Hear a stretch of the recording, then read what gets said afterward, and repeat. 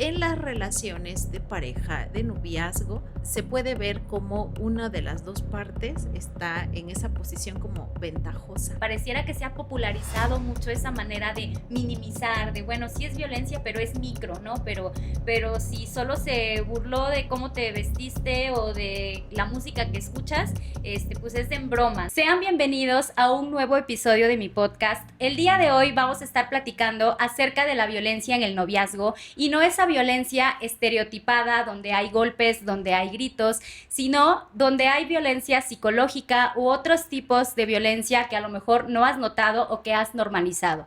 Para ello tenemos a una invitada muy especial el día de hoy, que es la psicóloga Estela Rodríguez Ángel, quien nos va a estar compartiendo desde su experiencia. Bienvenida, Estela, muchas gracias por aceptar participar en este episodio. Hola, muchas gracias por la invitación y con mucho gusto para tu audiencia. Estamos aquí para compartir este tema tan interesante. Muchas gracias. Les comparto brevemente acerca de la trayectoria de la psicóloga Estela Rodríguez Ángel.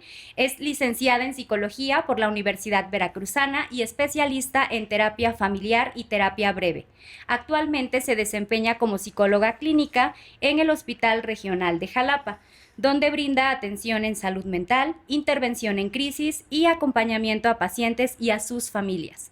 Asimismo, es asesora solidaria en la licenciatura en Trabajo Social de la Universidad Popular Autónoma de Veracruz, contribuyendo a la formación de futuros profesionales. Cuenta con una amplia experiencia en atención a víctimas de violencia, coordinación de programas institucionales en salud, capacitación a personal del sector salud y asesoría en proyectos de investigación.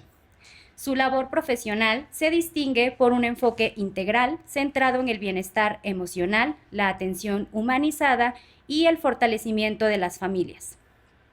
Bueno, pues tenemos, como les anticipaba, una invitada muy especial que cuenta con mucha experiencia en este tema, y pues sin mayor preámbulo vamos a ir iniciando, vamos a entrar en materia. Sobre todo me gustaría iniciar con algunas creencias que hay con respecto a la violencia, que me gustaría que desde tu experiencia y tu preparación nos puedas compartir si son mito, si son verdad. Vamos a empezar con la primera. Y la primera creencia es: si una persona durante una discusión rompe cosas pero nunca golpea a su pareja, no hay violencia. ¿Qué nos puedes compartir? Híjole, creo que en sí aprender a identificar la violencia es muy complejo y justo es partir de estos mitos, ¿no? En donde no alcanzamos a visualizar qué es aquel indicador o qué es aquella cosita pequeña que se puede convertir en un signo de violencia. Entonces, claro que es un mito creer que en estas circunstancias no hay un indicador de violencia, porque lo estamos confundiendo a lo mejor con esa interacción inicial con alguna persona, o como es una discusión, tenemos que tener un enfrentamiento con los otros, ¿no? Claro, sí, que ya de partida desde que se habla de discusión, pero que también a lo mejor no es una violencia que directamente intenta agredir a la persona o lo puede justificar como, bueno, no me pegó, no me golpeó, pero no sé, finalmente es una manera de ejercer esa manipulación o tal vez ese poder Así es. de imponerse en una discusión. Entonces, ¿tú lo considerarías pues es que es un mito? Es un mito. Ok, de acuerdo. Vamos a ver otra creencia, y justamente es respecto a los celos. Los celos son una prueba de amor. Bueno, puede tener como 50 y 50, ¿no? Okay. Porque creo que el interés que muestras hacia otra persona definitivamente te hace pensar que le interesas, ¿no? Y este interés puede tener una connotación sana, pero con un límite bien establecido. Claro. ¿Qué pasa cuando ese interés es excesivo y rebasas ese límite? Entonces se vuelve una conducta más celotípica, en donde estamos ya sobre la otra persona. Entonces ya el límite se rebasa y entonces ya empieza esta otra característica de pensar que puede estar bien, pero no es así. O sea, la convivencia definitivamente tiene que ser sana, tiene que haber interés, pero que no rebase los límites sanos de esa convivencia con la otra persona, ¿no? Claro, y sobre todo me llama la atención porque a veces muchas personas pueden pensar que los celos principalmente son acciones como te prohíbo salir o te prohíbo vestirte de cierta forma, pero también lo podemos ver actualmente con el uso de las redes sociales, el hecho Sí, de claro. no tengas agregados estos contactos, no subas fotos tuyas o bloqueas ciertas personas, entonces realmente como tú lo comentabas, tiene que ver mucho con esos límites sanos y hasta dónde pueden llegar como estos celos a generar un problema en la Claro, pareja. pues es que mira, la convivencia entre dos siempre va a implicar una confianza, ¿no? Claro. Y esa confianza es lo que te va a permitir entrar como en esa zona de confort o en esa integración de las dos personas. Pero ¿qué pasa cuando se rebasa el límite de la confianza? Entonces, sí mencionabas sobre el dominio de las redes sociales, de Claro. los dispositivos, de tu forma de vestir, de tu forma de actuar, y entonces pareciera que hay un interés, pareciera que hay confianza entre nosotros y eso mismo te hace pensar, oye, pues sí me quiere, ¿no? Porque le intereso, Claro. pero no va por ahí el asunto, ¿no? Entonces hay límites y cuando esos límites se rebasan es cuando las alarmas se prenden y tendrían que ser de observar, ¿no? Pero no siempre se perciben como tal. Claro, y que precisamente es algo que vamos a ir abordando más adelante referente hasta dónde están esos límites donde podemos identificar de que es un te quiero y te cuido a un te controlo y poseo, Claro. ¿no?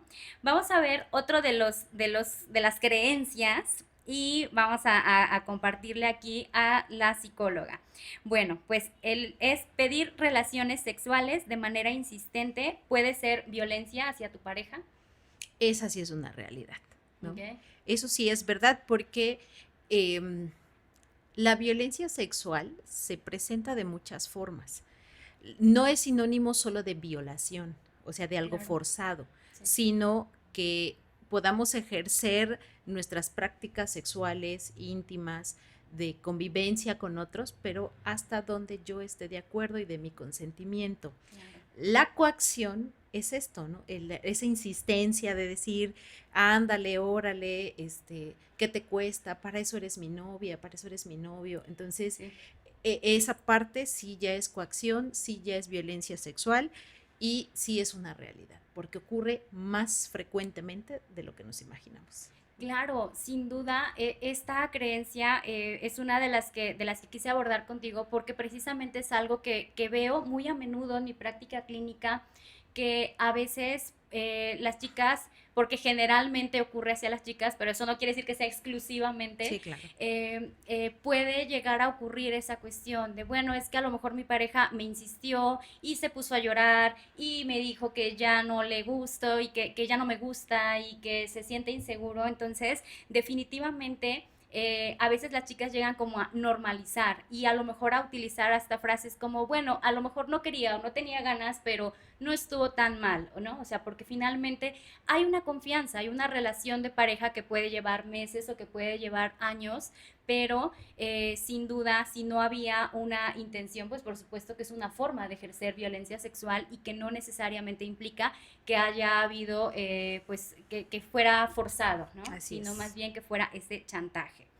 Bien, vamos a ver la siguiente creencia y nos dice, las disculpas y promesas de cambio siempre significan que la violencia terminó. Mito.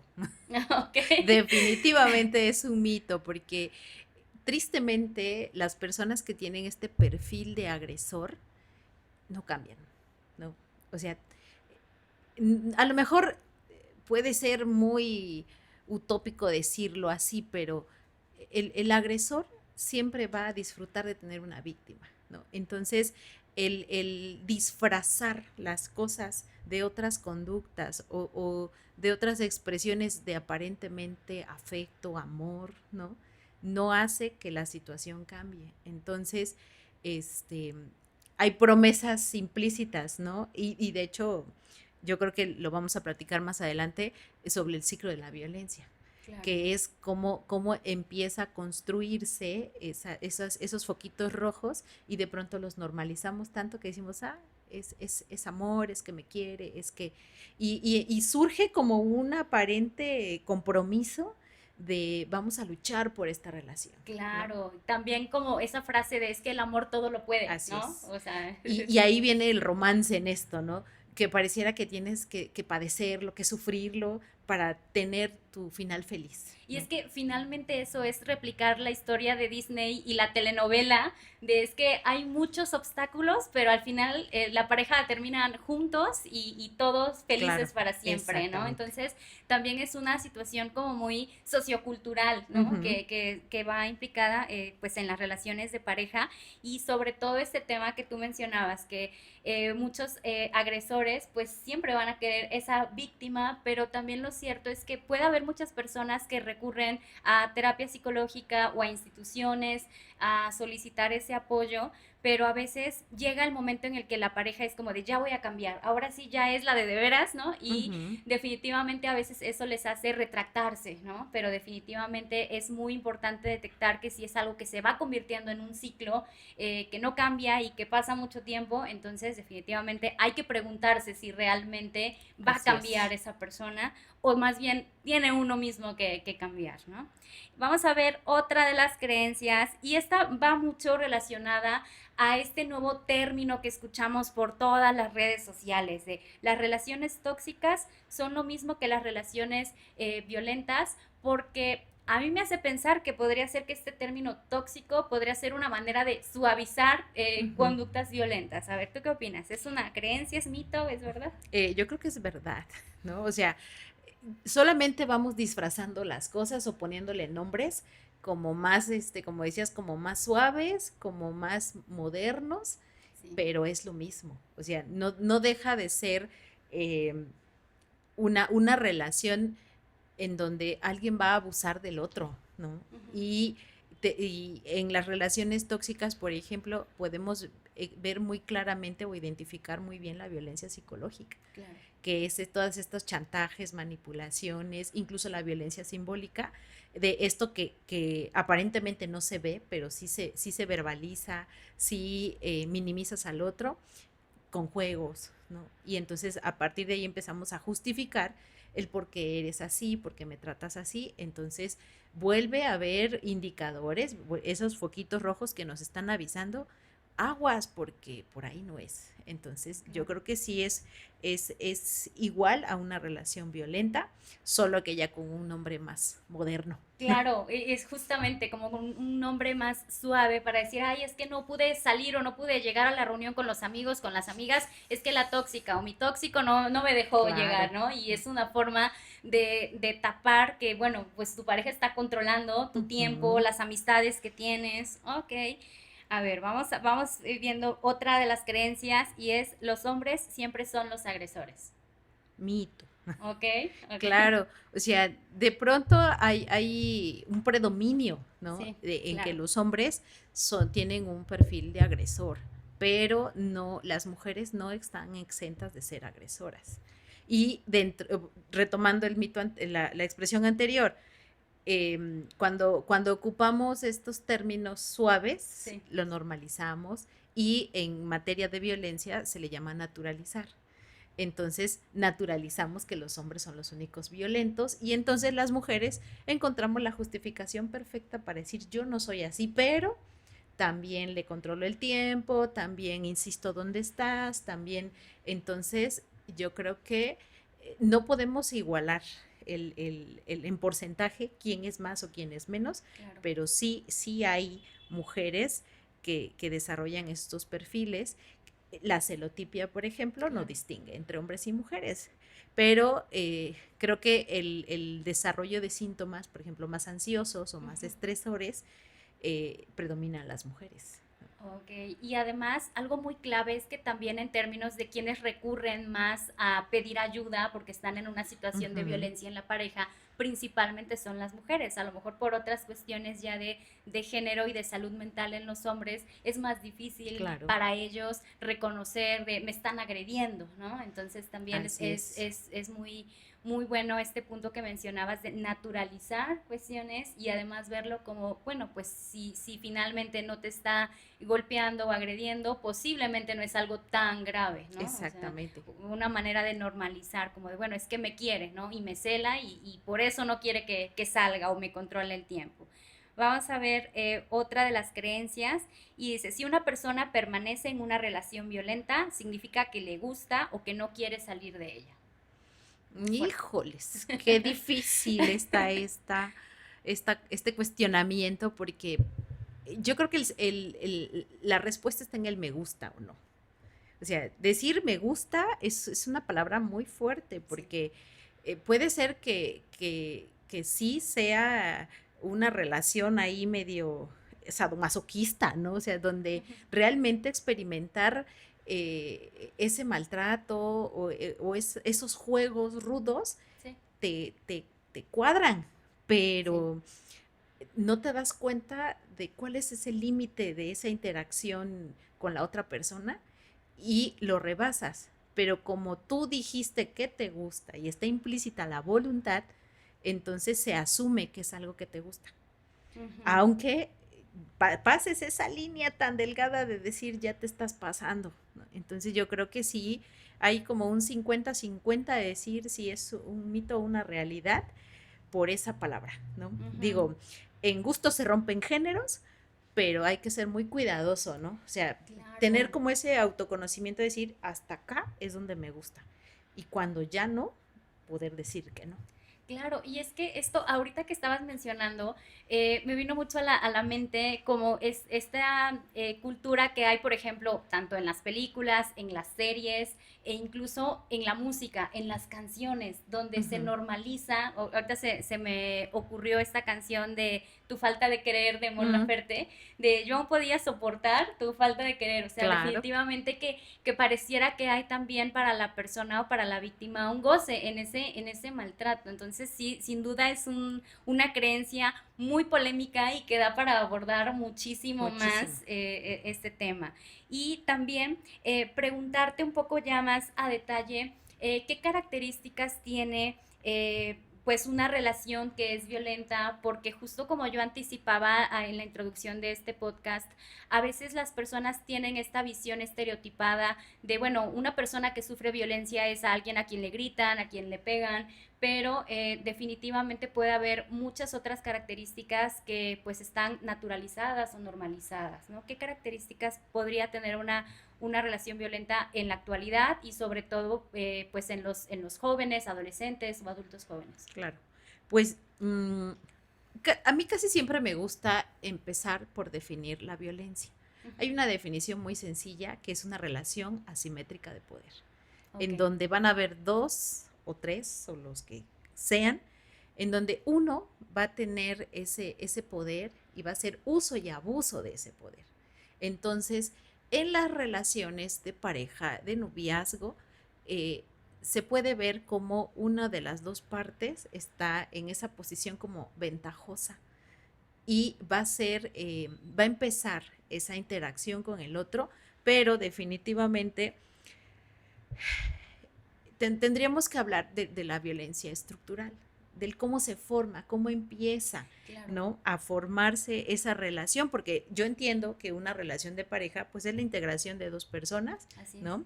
En donde están dispuestas a adquirir un compromiso, no con fines matrimoniales, sino con esta finalidad de cumplir con algo o con alguien, ¿no? Y se supone que en esa integración de dos personas, pues vamos a complementarnos el uno con el otro. Entonces, ¿qué pasa en las relaciones donde se está gestando la violencia? Pues no hay ese equilibrio, Claro. ¿no? Empieza a haber control, manipulación, empieza a haber estas expresiones como de confianza y como se comparte la intimidad tan rápido, entonces pareciera que ya tengo la autoridad sobre ti. Claro. ¿No? Uh -huh. Ya te tengo, ya eres mío, ya eres mía, y entonces puedo hacer cosas. Uh Y -huh. dentro de esas Sí, como de cosas, propiedad, ¿no? Un sentido así de es. propiedad, sí. Y entonces pareciera que ya podemos rebasar el límite del tiempo, ¿no? Sí. O sea, como ya estamos juntos, vamos a ir para todos lados juntos, ya no hay individualidad, ya todo es en pareja. Ujú. Y entonces ahí se ve como, o sea, si nosotros imaginamos dos círculos, pareciera que es un eclipse, ¿no? En donde uno invade al otro Sí. y entonces se disfraza de este amor, de este afecto, de decir, estamos juntos, pero muy revueltos, ¿no? Ujú, ujú. Entonces, yo creo que empiezan a ser como esas características que empieza a tomar la relación, ¿no? Claro. Sí, sin duda, esto que comentas es muy, muy interesante, sobre todo porque esta definición de violencia que pareciera que también es algo muy, muy práctico para que todas las personas podamos identificar, porque no solamente podríamos preguntarnos eso en una relación de pareja, sino también en un ámbito familiar, porque Claro. justo como mencionabas, está también esta parte de la violencia estructural y sobre todo que a veces esa asimetría puede darse porque hay condiciones donde una persona a lo mejor está encargándose, no sé, de la manutención, por ejemplo, de una Ujú. familia y entonces eso pareciera que en automático le da como esa autoridad o ese poder, ¿no? Sobre los otros integrantes, ya sea de una familia o en el caso de una relación Así de es. pareja. Pero, por ejemplo, en el caso de una relación de una pareja joven, por ejemplo, ¿no? De adolescentes, de preparatoria o de universitarios, donde a lo mejor ahí no está implicada el tema pues económico, la manutención, qué características podrían hacer que una de estas dos personas pues adquiera o se otorgue como este poder, ¿no? En la relación. Híjoles, tocaste a la población más sensible y vulnerable, ¿no? Que son los adolescentes. O sea, un adolescente es una persona en crecimiento, ¿no? Sí. Que va en este desarrollo cognitivo, de experiencias tanto corporales como de pensamiento, y creo que lo que te mueve como adolescente es tu interés por experimentar, por conocer, Ujú. por decir, quiero probar tal situación. Digo, ya tenemos los esquemas familiares, ¿no? Claro. De dónde venimos y qué observamos. Y luego este romanticismo de, yo crecí viendo novelas, películas, Ujú. caricaturas, estos esquemas sociales que te enseñan lo que es bonito, ¿no? Y qué pasa que quieres conocerlo, quieres experimentarlo. Y entonces de repente te encuentras con tu príncipe azul, ¿no? Ujú. Eh, atribúyele las características físicas y psicológicas que quieras, Ujú. pero se vuelve ese ideal, ¿no?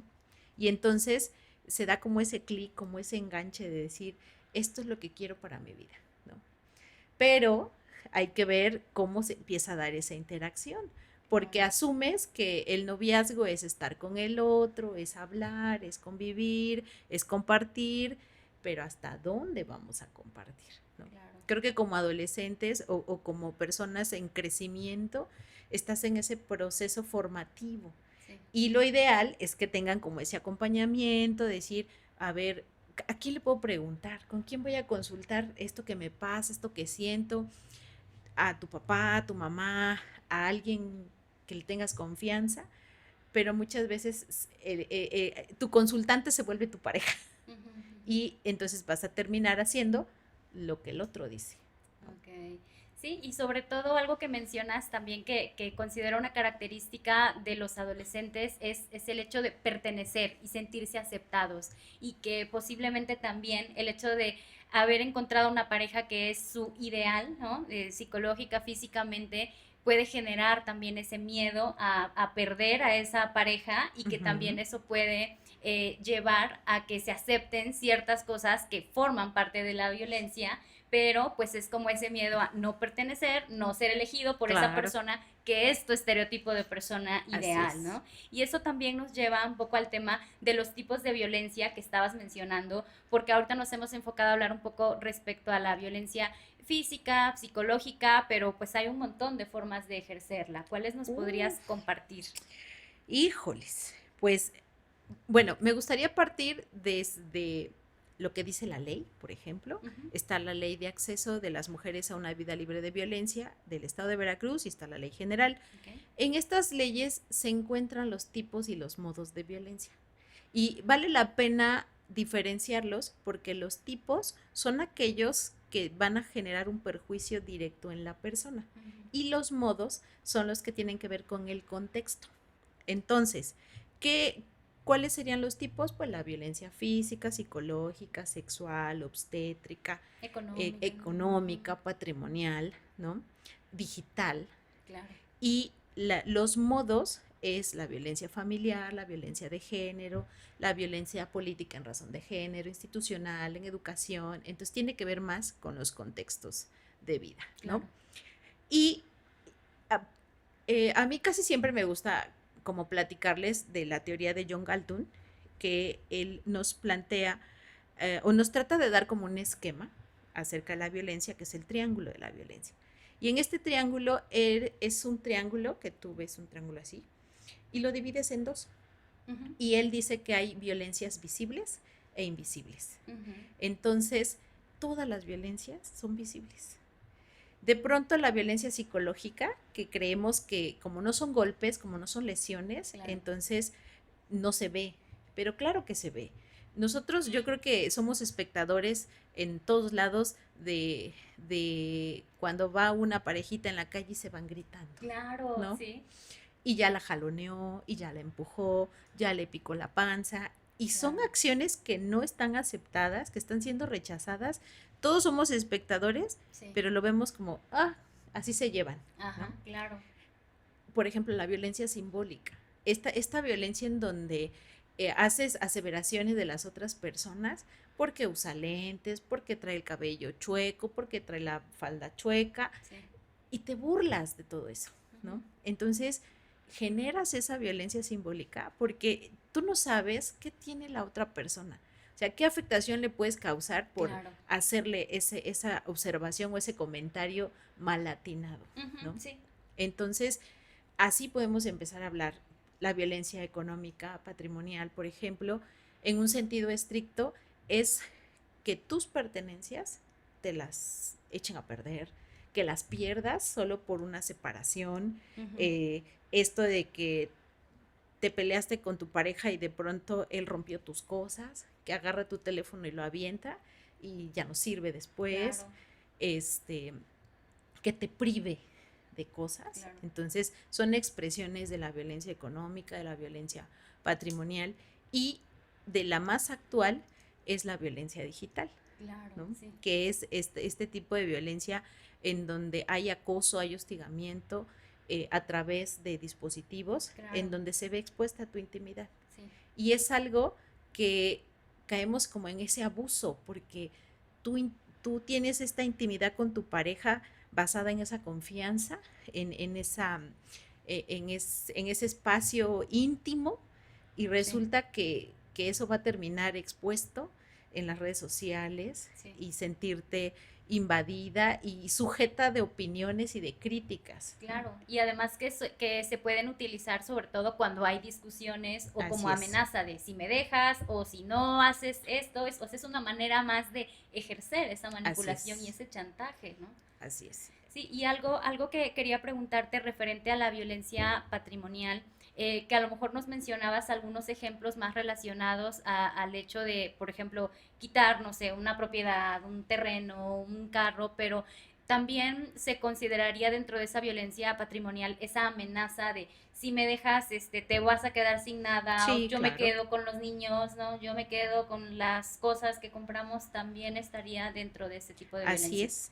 Así es, porque al final del día se trata de entender que la violencia es causar esa afectación al otro.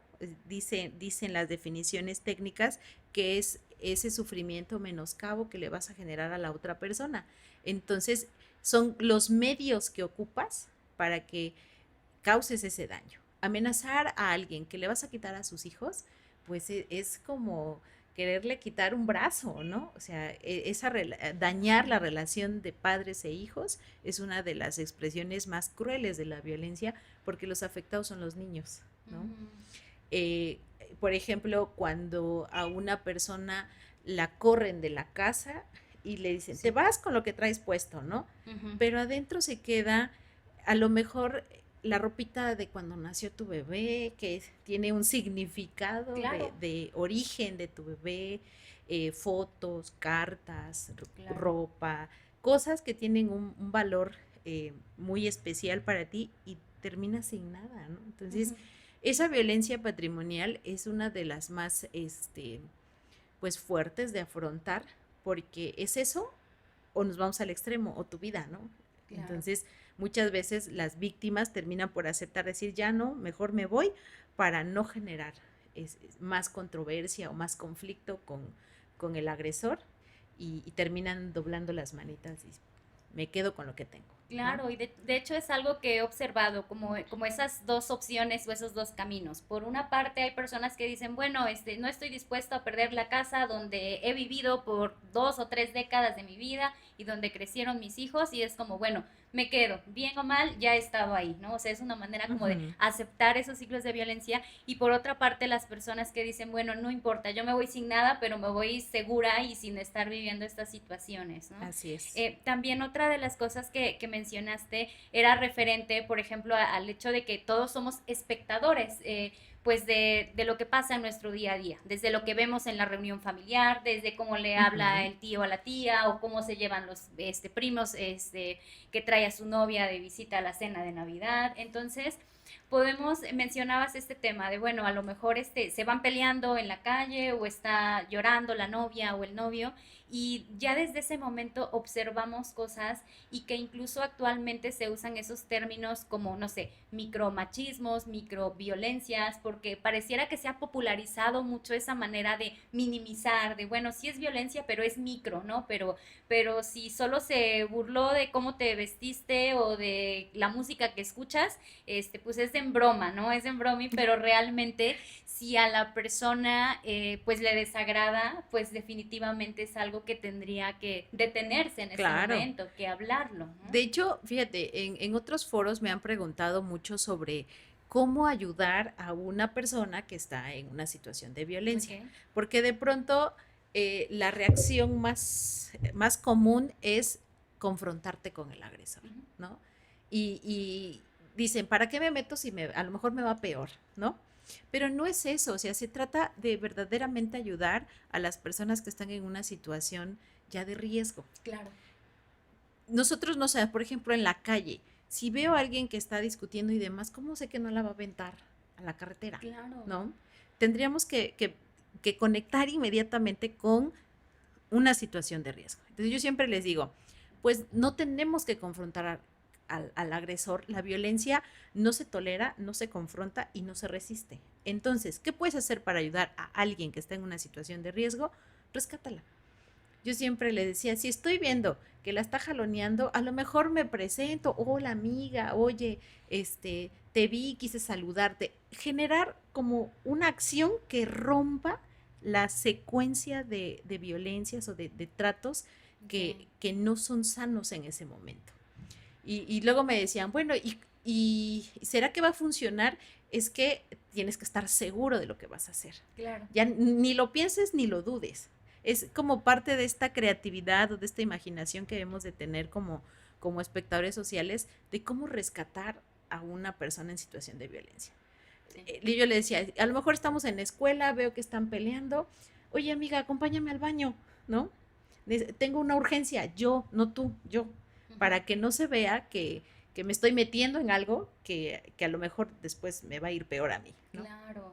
Entonces, es hacer cosas distintas para romper esa secuencia de conductas que están poniendo en riesgo a la otra persona, Claro, ¿no? y sobre todo también estar atento a otro tipo de señales, por ejemplo, el observar, no sé, desde si hay moretones, si hay Claro. golpes, porque muchas veces también eso lo puedo ver en casos de personas que traen, ¿no? Como los moretones, o que a veces su misma familia les puede preguntar, oye, ¿y qué te pasó? Ah, es que me caí, ¿no? Es que fue por accidente que me pegué en algún lugar, cuando Claro. obviamente es una manera también pues del miedo que vive la persona y que se bloquea en poder decir sí, estoy siendo agredida, y no pedir esa ayuda, ¿no? Sí, de hecho, lo vas a notar tan solo en el cambio de comportamiento de la víctima porque a lo mejor antes era de blusitas izadas, sin suéter, ¿no? Ujú. Y después ya la empiezas a ver con mangas largas, cuellos altos, pantalones largos, o sea, ya nada que exhiba su cuerpo o su piel para que no te Claro. des cuenta de marcas, de rasguños, ¿no? E incluso cuando ya hay una respuesta emocional a la violencia, a esta naturalización, vas a ver que la chica se deja de arreglar, se deja de maquillar, Ujú. se deja de poner tacones porque te exhibes ante otros, ¿no? Entonces, Claro. es muy franco identificar cómo cambia, o sea, esa transición de ser alguien tan abierto, tan alegre, tan dinámico, a ser alguien que se va apagando, que se va aislando, que cambia su forma de comportarse, de vestirse, hasta de pensar, ¿no? Claro.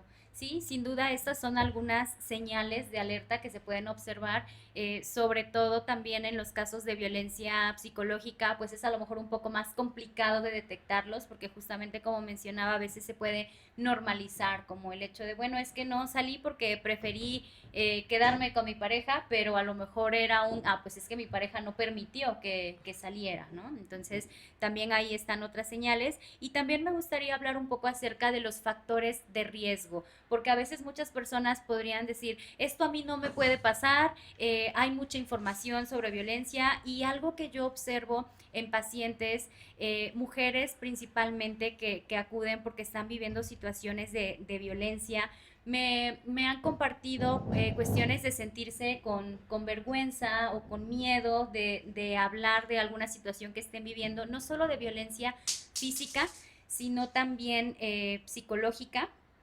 sobre todo más que nada por ese miedo de, pero es que soy profesionista o soy maestra o abogada o médico, entonces eso también sin duda juega un papel importante porque pueden llegar a tener ese temor o esa vergüenza social de qué van a pensar si les digo que permito que estoy viviendo violencia hace meses o hace años, ¿no? Entonces, eh, sin duda eso me hace pensar que un factor de riesgo no necesariamente sería si la persona tiene estudios o no, sino que Claro, no, cualquier persona podría estar viviendo una situación de violencia y no lo notamos, ¿no? claro. Yo creo que todos somos susceptibles de vivir alguna situación de violencia. Todos podemos tener una historia de vida sensible, Claro. que es lo que te hace aceptar interacciones a lo mejor no sanas, Sí. este, seas grandote, chiquito, hombre, mujer, todos estamos en ese riesgo de encontrarnos en una situación que nos conduzca hacia un ambiente no sano. Yo creo que Ujú. también, por ejemplo, nuestras historias personales, familiares o incluso hasta de conocidos, del decir, a mí no me va a pasar. Y Ujú. terminas siendo permisivo, Claro. terminas siendo demasiado eh, tolerante a situaciones que tú dices, por allí no va el asunto más sano, ¿no? Ujú. Entonces yo creo que sí, todos somos muy susceptibles, pero claro que hay poblaciones más vulnerables que otras, Claro, ¿no? sí. Las niñas, niños, adolescentes que se encuentran en relaciones, por ejemplo, de pederastía, ¿no? O Sí, sea, claro. los adolescentes son muy susceptibles de encontrarse con personas que, que pueden ser mucho mayores y es una Claro. realidad, 20, 30 años de diferencia de edad Sí. y que saben cómo manipular a los niños, a las niñas, a las adolescentes, te hacen tener un mundo de ensueño, pero resulta que se está constituyendo un delito. Claro, y sobre todo que también es algo bastante normalizado, sobre todo en el tema de los adolescentes, porque a veces puede haber casos de adolescentes que digan, bueno, pero es que sí es más grande, es 10 o 20 años más grande que yo, pero yo sé lo que hago, ¿no? Como ese tema Claro. de yo estoy eligiendo, ¿no? Yo Ujú, sé lo que está pasando y no está habiendo una relación de poder o asimétrica, como lo ujú. mencionabas, pero sin duda, claro que lo está haciendo porque hay una Así es. diferencia entre, no sé, pensemos, un adolescente de 15 años y un adulto de 30 o 35 años. Sin Así duda, es. ya de partida está esa asimetría y también que eso pues da mucha pauta para que se pueda presentar esa cuestión de control y de poder, ¿no? Así es. Y de hecho, por ejemplo, los adolescentes terminan en situaciones como pues embarazos no deseados, no planeados, Sí, claro. y el embarazo adolescente sigue siendo un factor de riesgo importante. Ujú, ok, de acuerdo.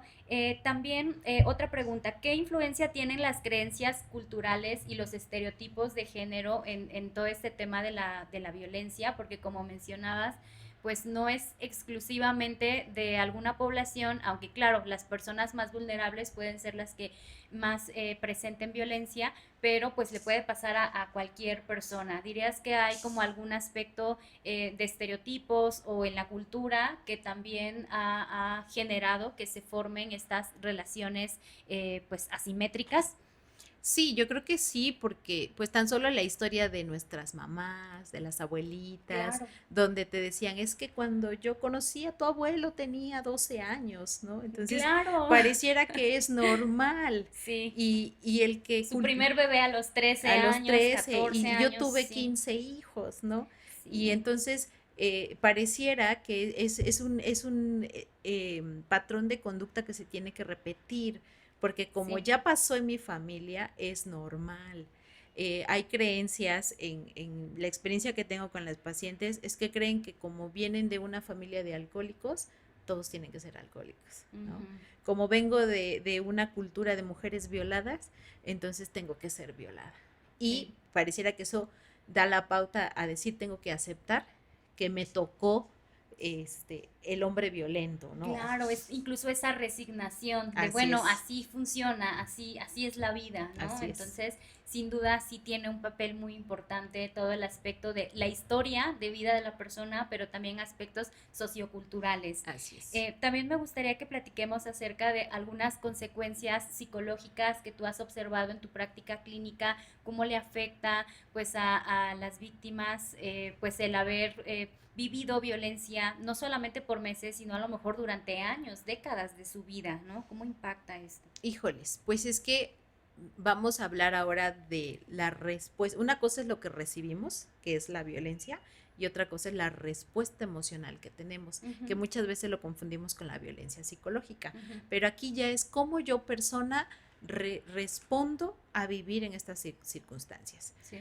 En la literatura vamos a encontrar, hay una frase que yo recuerdo mucho que dice que hay dolores, hay un dolor crónico y que no es tan visible porque empiezan a sufrir trastornos del estado de ánimo, hay depresiones severas que por el tiempo se vuelven unas distimias, ¿no? Es decir, Sí, esas depresiones prolongadas, claro. en donde hay momentos buenos y hay momentos Uh malos, -huh. hay ansiedades, pero que no son identificadas como tal, porque es normal que me duela la cabeza, es normal que tenga colitis, es normal que me tiemble la mano, pero es una ansiedad de moderada a severa, Claro. ¿no?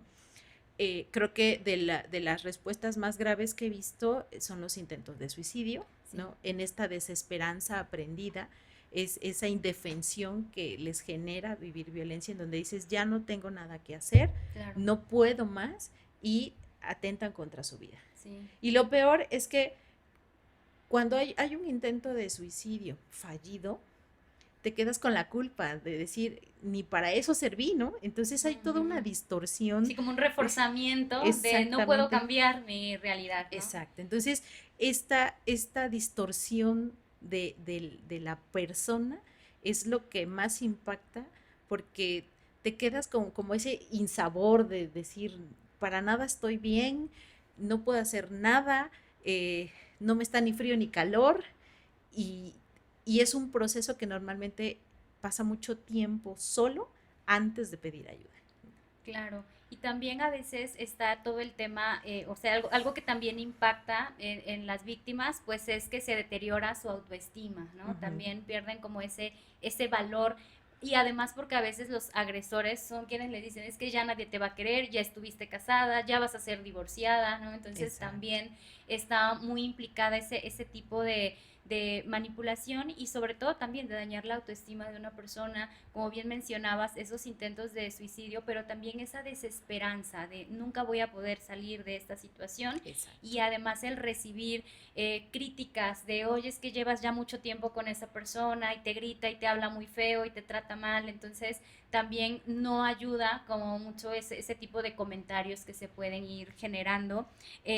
Sobre todo también pues las personas o las víctimas tienden pues a regresar con su agresor. A veces pasa que tienen el impulso de ya, ahora sí ya me voy, ya no puedo estar y a lo mejor si se separan, se van un día, 2 días o un mes a lo mejor, pero terminan volviendo. Eso también podría ser como una consecuencia de ese ciclo de violencia, el hecho de Claro. que sientan que tienen que regresar. Pues es que tiene nombre y se llama codependencia, ¿no? O sea, esa necesidad distorsionada de estar con el otro, porque aquí ya tenemos esta distorsión, por ejemplo, del amor, ¿no? De decir, es que como me ama, por eso me trata así.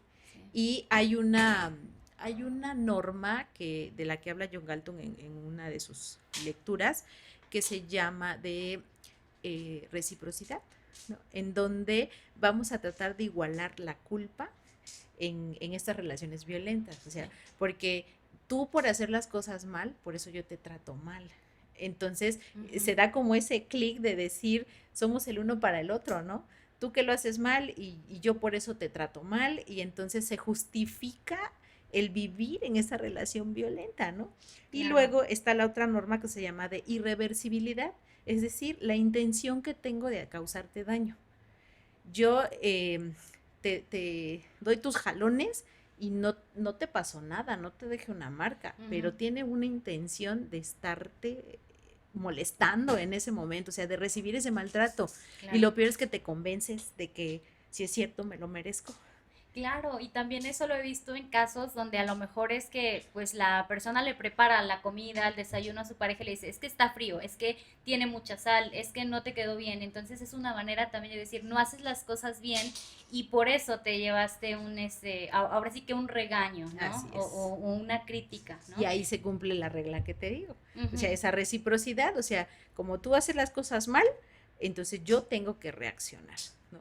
Y la víctima lo ve, pues sí, yo no hago las cosas bien y lo hago que reaccione. Entonces se compra la culpa y asumimos que somos igualmente responsables. ¿Y cómo te voy a dejar ante eso, no? Sí, por supuesto, y eso también pues forma parte dentro del ciclo de la violencia, Claro. ¿no? O sea, el hecho de que la persona pues hace algo, la otra le dice, oye, es que hiciste esto mal y por eso tuve que golpearte o por eso tuve que gritarte y entonces es algo que se vuelve parte de su cotidianidad. Así También es. hace rato mencionabas el ciclo de la violencia, cómo podría una persona en una relación de pareja identificar en qué momento van escalando situaciones que pueden ir desde chistes o bromas hirientes hacia tu pareja hasta llegar a una situación pues que se te sale de control, ¿no? Claro. Parte de los elementos del ciclo es la acumulación de tensión. Esas expresiones pequeñas que no te gustan, que no te cuadran, que tú dices, no estoy acostumbrada a que me hablen así, pero estoy con mi novio, con mi esposo, con mi pareja, como le gustes llamar, y de pronto empezamos a tolerar, ¿no? Claro. Y es como una olla express, porque después viene la fase de la contención, en donde vas resistiendo, tolerando, hasta que se vuelve explícita la violencia. Ya después de esa repetición de conductas no aceptadas o no valoradas por el otro, entonces viene la expresión directa. Ya te golpeo, ya te jaloneo, ya te exhibo en público, porque te lo mereces, ¿no? Porque tú hiciste algo que no estaba bien, aunque tú lo vienes resistiendo. Y luego viene la parte de como esta culpa, es decir, no lo quería hacer, no te quería maltratar, vienen como las promesas de, mira, vamos a cambiar, vamos a renovar nuestra relación. Borrón y cuenta nueva, que a la Claro. gente le encanta el borrón y cuenta nueva, y yo siempre les digo, oigan, es que si haces borrón y cuenta nueva, entonces borras todo lo que pasó y no puedes aprender del error que Claro. hubo. Entonces, borrón y cuenta nueva es una manera más de invalidar, como de, oye, no pasó nada, de aquí para adelante, ¿no? Lo que tenga Exactamente. que haber. es, ¿no? Sin embargo, después de la reconciliación y las promesas, vuelve a empezar el ciclo y la acumulación de tensión empieza con el es que la otra vez hiciste lo mismo. Ujú. Entonces ya no hubo borrón y cuenta No hubo, nueva, ¿no? exactamente, no necesariamente, o más bien es a conveniencia ese Exactamente, borrón y cuenta nueva, justo. ¿no? Y como es cíclico, pues la cosa se empieza a repetir, pero cada vez se hace más grande, ¿no? Claro. Entonces ahí es en donde tenemos que tener como los ojos bien abiertos, porque si te está pasando esta sensación de incomodidad, de inconformidad, esta necesidad de comunicar, pero no puedes comunicar, entonces yo creo que ya están las alertas muy prendidas, avisándote que se está cocinando ahí un ciclo que se va a volver vicioso y que Claro. puede generar efectos emocionales pues bastante severos. Claro, y también sobre todo que es más pues con uno mismo, ¿no? El hecho de poder identificar cuándo esos límites, cuándo esa dignidad o esos valores que tú tienes, definitivamente la otra persona no los está respetando. Y esto justo nos lleva a la siguiente fase que es, bueno, cómo ayudar a alguien, porque muchas veces me ha pasado ocasiones en las que llegan consultantes y me dicen, vengo a terapia, pero pues yo no quería venir, me trajeron mis amigas porque pues dicen que estoy sufriendo violencia, pero la verdad es que yo no quiero estar aquí, o sea, Claro. realmente hay personas que saben lo que está pasando, pues hay muchísima información disponible en redes sociales, televisión, en todos lados, pero que precisamente tienen esta indefensión que tú mencionabas, esa resignación de yo no quiero irme de aquí porque tampoco tengo a dónde ir, no tengo familia o en mi familia también me agredían, entonces aquí al menos pues sí me maltrata o sí me grita, pero a veces también me quiere, ¿no? O Ujú. sea, entonces también es muy complicado porque eso veo que le puede generar mucha frustración a la familia y amigos de una persona que sufre de violencia porque se acaba como esa posibilidad de cómo ayudo a alguien que Sí, no se da cuenta que necesita ayuda o que no quiere ayuda, ¿no? así Entonces, es.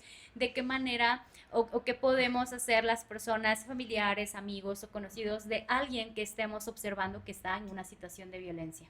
Yo creo que la primera recomendación que le haría yo al público es, si conoces a alguien que está en una situación de violencia, escúchalo. Dale esa escucha activa, de que te cuente qué es lo que está pasando. A Claro. veces el hecho de hablar te permite darte cuenta, ¿no? Sí. Pero una escucha sin juzgar, una escucha sin esta retroalimentación, porque definitivamente estamos en contextos distintos, Claro, ¿no? o el qué hubiera hecho yo o qué haría yo en tu Así es, situación, ¿no? comparando tu historia con la mía, o Claro. sea, eso no debe de ser. Entonces, debemos aprender a escuchar a las otras personas, debemos de permitirles que expresen todo aquello que les está generando alguna sensación de malestar para que entren en esa confianza y no se aíslen. Porque el efecto principal de vivir en violencia es que te la vas a callar y vas a aislarte y entonces te vas a quedar solita con tu historia. Sí. Entonces, no hay nada mejor que abrir las puertas hacia el otro para que se sienta en confianza y no te deje de contar. No la abandones, acompaña. Sé que es difícil decir acompaña a alguien en situaciones de violencia, sobre todo cuando la necedad predomina, Claro. ¿verdad? Ujú. Pero esa parte es la que puede hacer la diferencia entre saber que la víctima está en una situación de riesgo y ella tenga una opción de a quién pedir ayuda, ¿no? Claro. Cuando trabajamos con víctimas debemos de saber que las debemos de ayudar a crear un plan de seguridad. Y ese plan de seguridad incluye a quién sería la primera persona a la que llamarías. Claro. Y puedes tener 20,000 contactos en el teléfono y no saber a quién. ¿Por qué? Ujú. Porque no conocen tu historia Exactamente. y te vas a sentir juzgado y si le digo a mi mamá me va a regañar y si le digo a mi hermana también, y entonces tenemos que generar ese ambiente de confianza para que cuando haga su plan de seguridad, sin pensarlo, diga, llámale a mi mamá, a mi hermana, a mi amiga, a mi papá, a alguien que te va a ayudar y que tú visualices, si tengo que salir corriendo, ¿a dónde voy? Y puedas entonces tener a la vista un lugar seguro. Ujú. Son parte de las recomendaciones que hacemos cuando trabajamos con víctimas para que puedan empezar a pedir ayuda. ¿no? Claro, y sobre todo también el hecho, como tú mencionabas, de escuchar y de apoyar, porque a veces puede haber personas que caen en esa frustración de, pero es que ya te ayudé a contactar al abogado o a un psicólogo, pero es que ya hicimos el hecho de llamar a la policía para que se lleven a tu pareja. Entonces, a veces las personas pueden también como reforzar esa decepción de, ay, es que otra vez volviste con esta persona que Claro, te agrede. Entonces, también es muy importante esto que mencionas de no juzgar, de que a pesar de que la persona a lo mejor volvió a recaer, ahora sí que como una adicción al alcohol, como el justo. alcoholismo, es como si la persona recayó y a pesar de que ya la agredió y ya la maltrató y le rompió la nariz y de nuevo otra vez la volvieron a convencer de que sí, de que regrese y a lo mejor la familia le generan como ese sentimiento de otra vez lo estás haciendo mal, ¿por qué vas a regresar con esa persona si ya sabes que te agrede? Entonces, pues eso solamente refuerza que la persona se refugie en su agresor y le Así es, aleja de su red de apoyo. así Entonces, es. es súper importante que sí haya esa red de apoyo y esa escucha y esa comprensión para una persona que realmente no es sencillo el hecho de poder salirse y que muchas veces lo intentan muchas veces hasta que ya se da el momento definitivo en el que Así ya es. están listos, Y ¿no? es que justo tenemos que prever que el riesgo no exponga tanto a la víctima, Claro, porque muchas veces tú como familiar, como amigo, como conocido, te quedas pensando, ¿por qué no me dijiste antes? Cuando ves a esa amiga, a esa hermana, a esa conocida golpeada, maltratada, abusada, y el escenario de ver una víctima realmente es muy cruel, muy crudo. sí, Entonces viene esos cuestionamientos de decir, ¿por qué no hice algo antes? Pues es que la víctima vive su aislamiento y a la vez el rechazo del te lo dije, ¿no? claro. Entonces es distinto cuando tú recibes a una víctima y en vez de preguntarle con qué te pegó, le ofreces un pañuelo, le limpias las heridas, le Claro, ofreces un lugar seguro, le ofreces un vaso con agua o un simplemente sentarte junto a ella y escucharla. claro, En ese momento, esta persona se va a sentir más acompañada, claro. se va a sentir escuchada. Sí, brindar esa contención, porque a Claro, veces es el mismo agresor quien da esa contención de te justo. pegué, te maltraté, pero luego, ah, sí, ven, es que sí te quiero, es que mira, lo hice por esto y ya voy a cambiar. Entonces, puede llegar a experimentar como ese rechazo del familiar o el amigo que la juzga, que la critica, y el espacio seguro con el agresor que le dice, ay, sí, mira, te quiero mucho. Entonces, sí es muy importante pues este aspecto de contener a la víctima. Y para ir cerrando esta entrevista, me gustaría saber, bueno, qué mensaje quisieras que se llevaran quienes te están escuchando, sobre todo para esas personas que posiblemente se identificaron con muchos de los temas que estuvimos platicando y que a lo mejor muchas veces se han visto como micro cosas que pasan y que no forman parte de violencia, pero que realmente se den cuenta que esas pequeñas señales de alerta que te hacen sentir incómoda y que algo no está bien, pues son necesarias que las escuches y que si algo para ti no está bien, entonces que te tomes muy en serio eso y lo puedas indagar, pedir ayuda. Entonces, me gustaría que nos compartas tu mensaje para nuestra audiencia. Claro que sí, y para eso escribí algo, ¿Ok? porque para que no se me olvide, Sí, es después de esta plática sobre este tema tan relevante, me quedé pensando en justo cómo, qué compartir con tu audiencia sí, eh, y que impacte, ¿no? Hacia todos los que nos están escuchando. Y para esto, pues yo quería compartirles que nuestra vida o que la vida de una persona es llena de historias sí, y de muchas historias que contar, que tienen un inicio y un final. Es como un libro, ¿no? Cada capítulo tiene un inicio y un final. Y cada uno tiene el poder de decidir y de hacer la diferencia para conservar lo bueno de interactuar con otros y aprender de aquello que no funcionó. Y para esto mi recomendación, querido público, es aprender a comunicarse de manera clara, ya que es un ingrediente muy poderoso en las relaciones interpersonales. ok, muchísimas gracias, qué bonito.